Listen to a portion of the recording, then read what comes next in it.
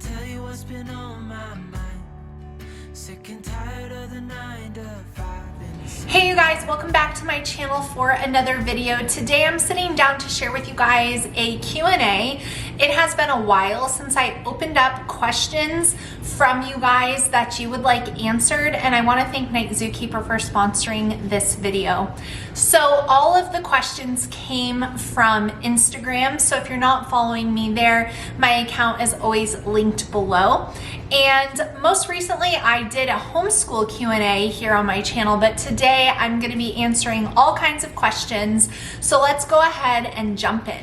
So a huge thank you to today's video sponsor, which is Night Zookeeper. I, as a homeschooling mom of over a decade, have tried so many different online games and learning resources through the years, and Night Zookeeper is one that I continue to share with you guys because we truly loved it so much. Even though my kids now have outgrown using Night Zookeeper, I still know the value based on experience firsthand in my homeschool. My oldest daughter, who is now graduated from our homeschool, enjoyed playing Night Zookeeper in her younger upper elementary years. So if you guys have never tried it or never heard about Night Zookeeper, I just want to point out a few things to you that Night Zookeeper can be great for. Night Zookeeper can be great for reluctant writers. If you have a child who does not love writing, specifically creative writing, coming up with an idea, if they get stuck, if they can't think of more than one sentence at a time, Night Zookeeper will help your child learn how to creative write and enjoy it. And the best part about it is they probably won't fight you on it because Night Zookeeper is so fun. Night Zookeeper can also be great for kids who want a little bit of screen time, and you honestly could use some quiet time as a homeschooling mom. Many years we used Night Zookeeper as a quiet time resource, and I knew that my kids were still getting educational value out of it with their reading, their writing, their computer literacy, and it allowed me to have, 30 minutes, 45 minutes to collect myself after a long homeschooling day. So Night Zookeeper is not only for your child, but it can be used as a resource to help in your homeschool. Night Zookeeper can also be used for kids who are obviously not homeschooled. It doesn't take long, a quick Google search, to realize that kids in public school are falling behind, especially when it comes to reading and writing. So if you want a resource to help your child grow in that area and reinforce concepts, extra practice, any of those things, Night Zookeeper is great for that. Night Zookeeper is an award-winning creative writing platform for kids ages 5 through 12, and so all different ages can enjoy it and benefit from it. So if you guys would like to check out Night Zookeeper, I will have a link down below that's going to give you 50% off, 50% off of your subscription to Night Zookeeper. And they do have a multi-sibling discount plan. So if you're a mom with a bunch of littles like I once was, they have you in mind. All you have to do is click the link down below. It's going to give you a 7-day free trial first, and then it's going to give you 50% off of your subscription. So go ahead and take advantage of that offer, and thank you Night Zookeeper for sponsoring this Q&A. All right, I've saved the questions because me asking for the questions and the time between me answering the questions is always pretty lengthy. But if you follow on Instagram and you asked a question, thank you so much for that. So let's go ahead and start. Did my oldest daughter get a perm? I love her hair. I think that this question is being asked because I posted her first day of college pictures on my Instagram account. And then I asked for questions shortly after I did that. No, my daughter did not get a perm. She has naturally curly hair. What are your tips on how to start and succeed as a digital content creator marketer? I really am not the person to ask for this because I never sought this out for myself. This fell into my lap. But I would say that if you have a purpose and a passion and your heart is in the right place, then start sharing those things and people will come. I do not believe that there is an XYZ formula to succeed in this type of business, because there's a lot of people that get huge platforms that I would probably say should not have them. So anyways, my heart was always to encourage and to make homeschooling more attainable and to be a friend from afar to moms like myself. And so I never had money in mind when I started this. The business aspect of this came second to the reason I started it. So I can't really give you any tips other than have a passion, share with a purpose, be consistent in doing it, be God honoring in doing it, and allow the doors to naturally open if they're going to. What has changed for your oldest in terms of being an adult and living at home? We will do this too. This is a great question, and I wish I could give you like 5 years from now wisdom, but we are actively working through this change, and I will tell you it is a change. I have to regularly remind myself and my husband that we are dealing with an adult child now, that we need to be mindful of that. At the same time, it's not like a switch that magically goes on and every decision they make at 18 is a mature, wise, well thought out thing. So it's a very delicate balance. And my daughter thankfully wants to honor the Lord with her life, wants to do what's right, but she is also a human being, and so she will make mistakes. So there's a lot of shifting, a lot of figuring out financial things, just a lot of stuff that needs to change and needs to be revisited when you get to this point. And I'm doing my best as a mom to be as gracious and understanding as I can, while also not enabling my child to just, live off of me and her dad for forever, to teach financial responsibility. It's been something we've been working on, but there is something that needs to kind of happen when you do turn 18. So this is all very fresh. We are figuring it out. As for like practical things, mostly everything she wants to do, she was already allowed to do. So there hasn't really been a big change there. I guess she might stay out later when she has something that she wants to go to. I've tried to encourage her to plan her weeks and just keep us in mind, but not to feel like she has to run everything by me, because I do want her to make her own decisions, and she is.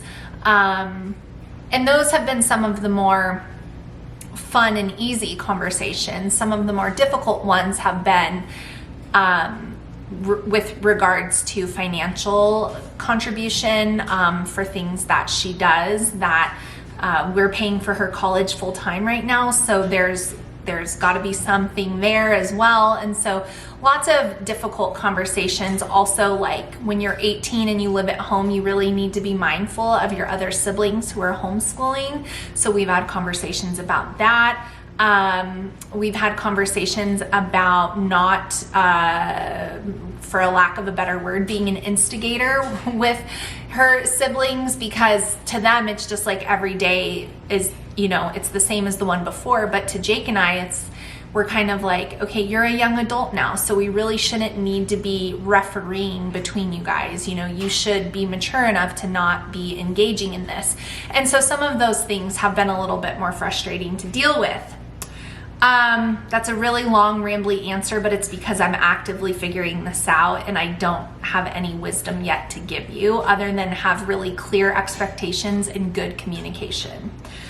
So thankful for all you do. Helped me get started 6 years ago and now helped me start a high schooler. I'm so thankful to be able to help you. Regarding fitness, what are my thoughts about creatine for women?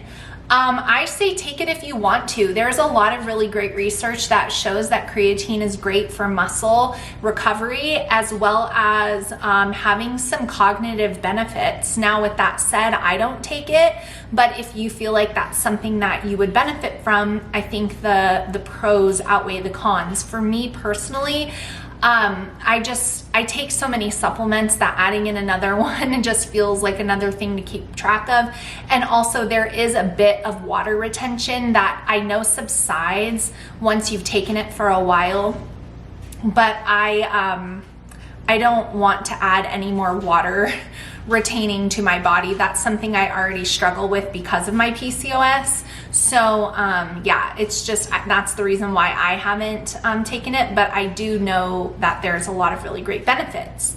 Another fitness related question: when in busy seasons and consistency is low, 2 to 3 days per week, how to follow a progressive overload program, or maybe it's not possible. I keep feeling like I'm starting over each week.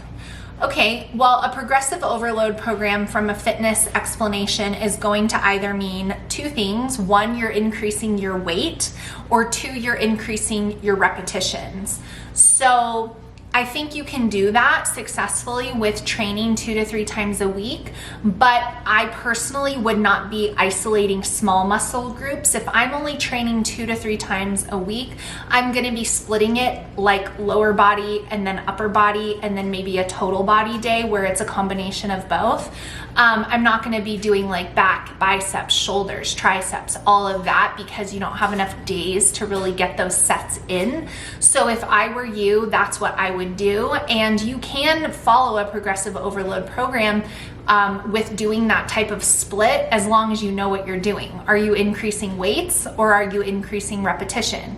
And you're not gonna have huge jumps every single week, especially the longer you go at it.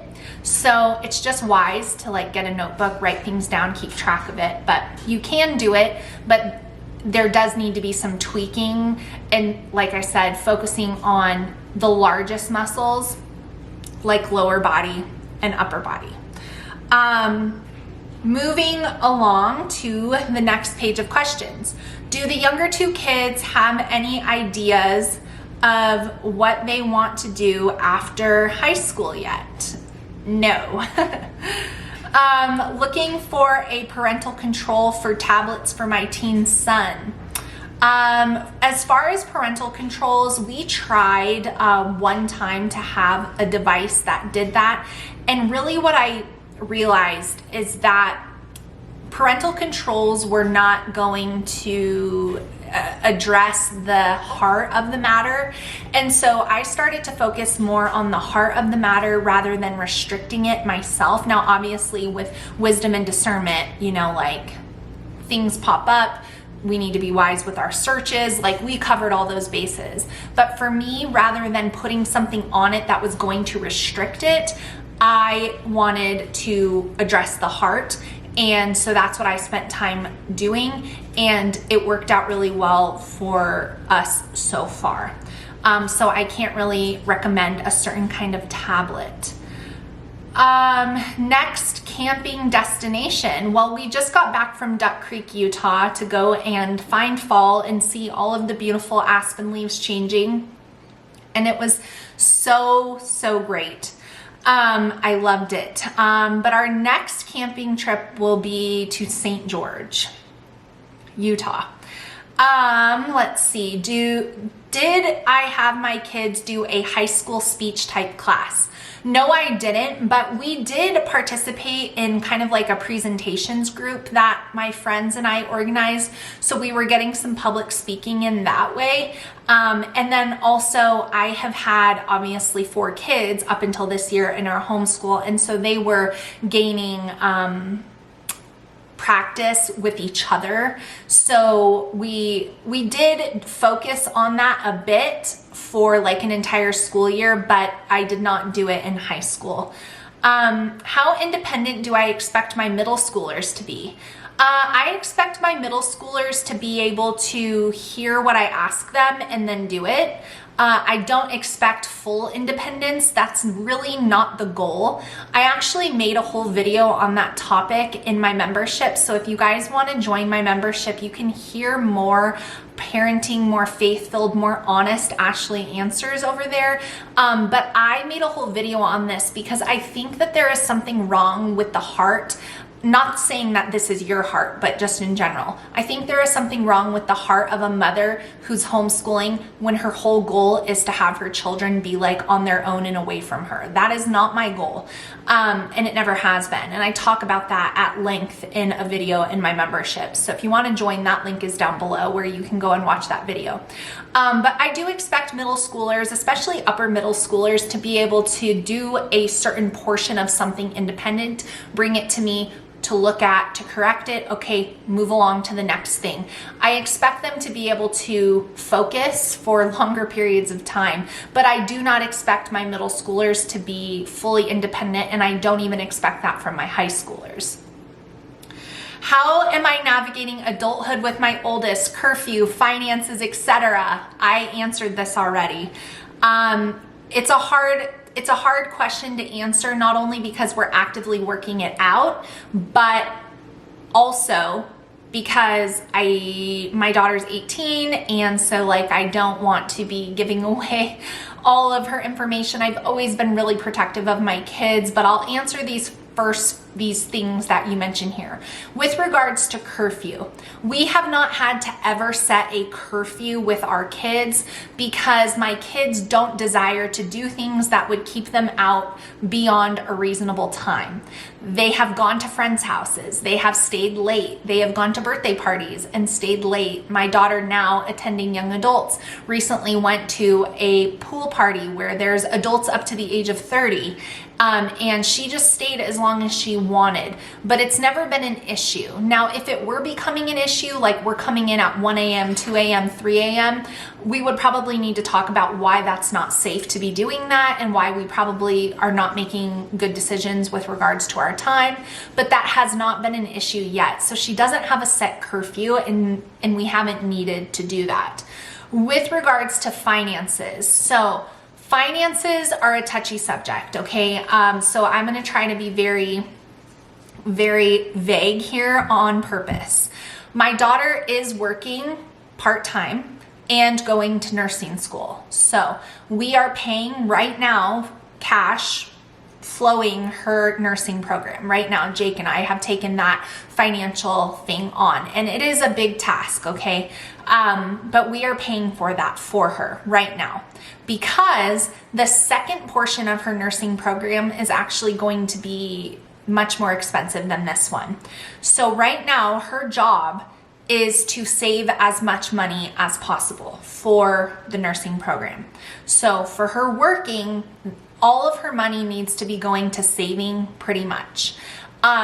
We have had conversations where if we see her spending too much money on frivolous things, then we're gonna need to have another talk about where our money is going. So she knows that right now we are taking care of everything for her as far as housing, food, her college expenses, so that she can save as much money as possible. With that being said, we do have a set dollar amount that she is to contribute to her own expenses. Things like her cell phone bill, that is still in our name. Her car insurance, that is still in our name. Her CrossFit gym membership, that is still coming out of my checking account, to name a few things. So she could not afford all of that and save money. So obviously we are going to continue to pay for those things. But now that we're 18, we do need to be contributing in a more meaningful way besides like $20. So that's what we're doing with finances, and it seems fair and reasonable to us. Moving along to the next question here. Any more book plans in the future? So I just released my high school record keeping book, and before that, the gratitude journal. I don't have anything immediately at the front of my mind right now, but that's not to say that there won't be anything else coming in the future. Have I ever tried any of the Smart Ring healthy trackers? No, I haven't. I just wear this watch. Really all I care about is steps, and I do like looking at sleep, so sometimes I'll wear it to bed for that aspect, but I have not done any of the Smart Rings. How often do I need a wait time or a breather from it all? Probably more than I get it. No questions, just love how consistent you are in your calling. Thank you, Debbie, that's very sweet of you. Do I work out before school or after you guys are done? Having a hard time with scheduling. Well, up until this year, I always worked out after we were done, but I knew this year was gonna have different demands for me, and so I moved my workout time from 7 a.m. to 8 a.m. every single day, and so far that is working well, and I'm very relieved to have my workout complete by 8 a.m. It is taking discipline to get up and get going, but so far that is working out really well for me this year. In years past, I did work out after we were done homeschooling, and it worked fine for many years, but I just knew that this year that probably wasn't going to work. Next question. Heard you mention dinosaurs in passing, but never what you believe biblically. Can I share? Sure. I believe that dinosaurs were created by God and that they roamed the earth. I believe that they were mostly taken to extinction through the flood of Noah's day. And I believe obviously in creation and a young earth. And some resources that I really have enjoyed on this topic have come from master books. So I'll leave the link down below if you want to grab any of those books. We did a whole in-depth biblical study on dinosaurs. So my boys, obviously like most, were very, very into dinosaurs. Next question. Do I use cleaning products? And if so, what do I recommend? Probably not clean, but I also don't spray bleach on everything, so I feel like I'm somewhere in between on this. I like Mrs. Meyer's, and I also like Evergreen from Target. I think that's what it's called. But like as for toilets and stuff, we are a Clorox family all the way. It's just so gross. So I will forever use bleach on toilets and other necessary areas.